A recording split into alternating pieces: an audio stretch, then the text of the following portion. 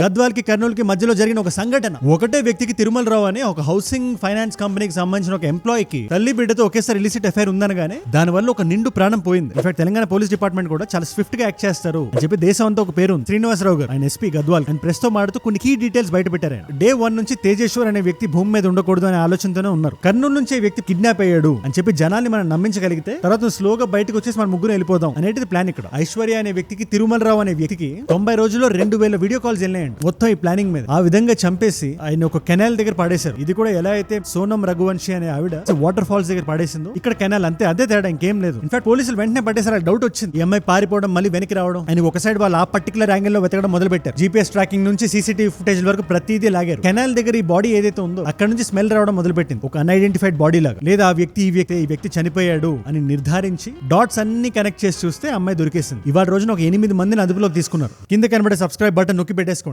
Done.